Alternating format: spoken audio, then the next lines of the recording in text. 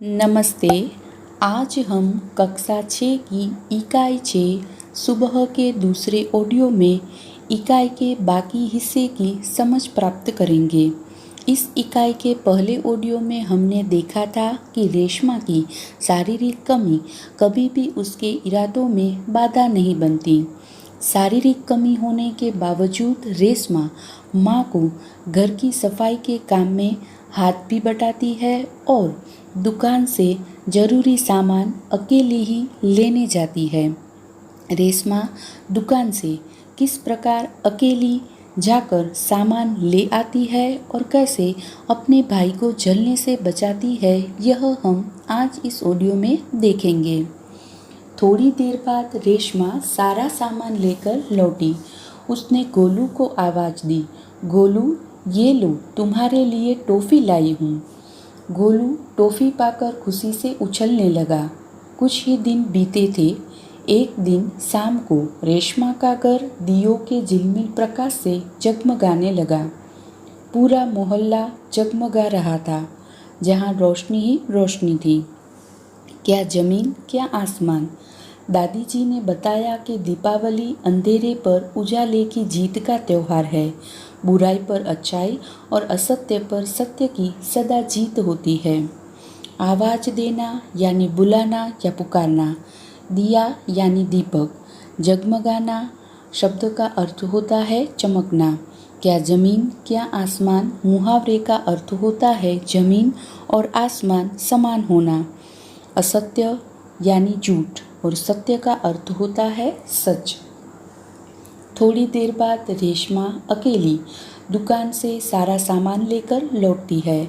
लौटने के बाद वो गोलू को बुलाती है और कहती है कि गोलू ये लो, मैं तुम्हारे लिए टॉफ़ी लाई हूँ। टॉफ़ी पाकर गोलू खुशी से उछल पड़ता है। इस बात को कुछ ही दिन बीते थे। एक दिन शाम को रेशमा का घर दियो यानी कि दीपक के झिलमिल प्रकाश से चमकने लगा। पूरा मोहल्ला उस दिन चमक रहा था क्योंकि दीपावली का त्यौहार था। उस दिन रोशनी ही रोशनी दिखाई दे रही थी और रोशनी के कारण ज़मीन और आसमान समान दिख रहे थे। दादी जी ने बताया कि दीपावली का त्यौहार अंधेरे पर उजाले की जीत का त्यौहार है। साथ ही दादी जी ने बताया कि बुराई पर अच्छाई और असत्य पर सत्य की यानी कि झूठ पर सच की हमेशा जीत होती है। इस दिन राम रावण को पराजित कर अयोध्या लौटे थे। इसी खुशी में यह त्यौहार मनाया जाता है। रेशमा और गोलू बड़े ध्यान से दादी जी की बातें सुन रहे थे। कुछ देर बाद सबने मिलकर पूजा की और प्रसाद खाया। गोलू अपने दोस्तों के साथ पटाखे छुड़ाने में मग्न हो गया। रेशमा अपने दादा दादी के साथ फुलझड़ियाँ छुड़ा रही थी। इतने में रेशमा ने क्या देखा कि गोलू ने जिस पटाखे को बुझा हुआ समझकर छोड़ दिया था, उसमें से चिंगारियाँ निकलने लगी है। गोलू की पीठ पटाखे की तरफ थी। रेशमा चिल्लाई, गोलू गोलू बचो, तुम्हारे पीछे पटाखा है। पराजित करना मुहावरे का अर्थ होता है हराना। मग्न हो जाना मुहावरे का अर्थ होता है तल्लीन हो जाना।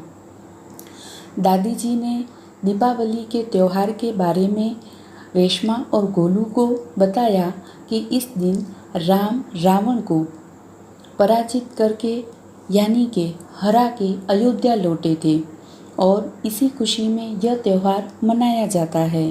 रेशमा और गोलू बड़े ही ध्यान से दादी जी की ये सब बातें सुन रहे थे। कुछ देर बाद सब ने मिलकर पूजा की और प्रसाद खाया। पूजा के बाद गोलू अपने दोस्तों के साथ दीपावली होने के कारण पटाखे छुड़ाने में तल्लीन हो गया और रेशमा भी अपने दादा दादी के साथ फुलझड़ियाँ छुड़ाने लगी। इतने में रेशमा ने देखा कि गोलू ने जिस पटाखे को बुझा हुआ समझकर छोड़ दिया था, उसमें से धीरे धीरे चिंगारियाँ निकलने लगी। गोलू की पीठ पटाखे की तरफ थी, इसलिए उसे इस बात की खबर नहीं थी। रेशमा चिल्लाई, गोलू गोलू, तुम्हारे पीछे पटाखा है। पटाखों के शोर में रेशमा की आवाज़ दब गई। बाकी लोग बाकी लोग कुछ समझ पाते। सबसे पहले रेशमा जल्दी जल्दी कुर्सी को धकेलती गोलू के पास जा पहुंची। उसने गोलू को जोर से धक्का दिया और खुद आगे निकल गई। अपनी कुर्सी की गति के कारण धड़ाम जोर का धमाका हुआ। रेशमा की फुर्ती ने गोलू को जलने से बचा लिया।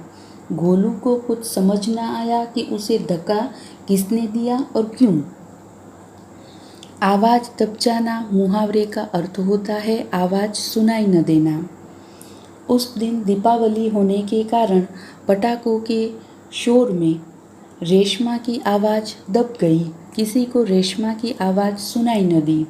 बाकी लोग कुछ समझ पाते इससे पहले रेशमा जल्दी जल्दी अपनी कुर्सी को आगे धकेलती गोलू के पास पहुंच जाती है और गोलू को जोर से धक्का देती है और खुद आगे निकल जाती है अपनी कुर्सी की गति के कारण। और फिर धड़ाम जोर का धमाका होता है। रेशमा की फुर्ती के कारण गोलू जलने से बच जाता है। गोलू को कुछ समझ ही नहीं आया कि उसे धक्का किसने दिया और क्यों दिया। धमाके की आवाज़ सुनकर माँ पिताजी भी बाहर दौड़े चले आए। कुर्सी रेशमा के ऊपर थी और रेशमा नीचे। पिताजी ने कुर्सी सीधी की और रेशमा को उस पर बैठा दिया। माँ भयभीत थी, बोली, कहीं चोट तो नहीं लगी रेशू? रेशमा ने उन्हें सारी बात बताई। सबने रेशमा की पीठ थपथपाई। गोलू रेशमा के पास जाकर नाटकीय ढंग से बोला, दीदी आज तो आपने मेरी जान बचा ली। आपका ये धमाकेदार धक्का मुझे हमेशा याद रहेगा। सभी लोग खिलखिलाकर हंस पड़े। रेशमा की शारीरिक कमी उसके इरादों में कभी बाधा नहीं बनी। वो आज भी उतनी ही जिंदादिली और परिश्रम से अपना जीवन जी रही है। उसकी हर सुबह नई सुबह होती है। वो हर सुबह एक काम में नए इरादे से जुट जाती है। पीठ थपथपाना मुहावरे का अर्थ होता है शाबाशी देना। खिलखिलाकर हंसना मुहावरे का अर्थ होता है खुलकर हंसना। कमी यानी अभाव, इरादा यानी संकल्प या निश्चय। बाधा शब्द का अर्थ होता है रुकावट। जिंदादिली यानी खुशमिजाजी और जुट जाना मुहावरे का अर्थ होता है लग जाना। धमाके की आवाज़ सुनकर घर में से माँ और पिताजी बाहर दौड़ आते हैं। कुर्सी रेशमा के ऊपर थी और रेशमा नीचे।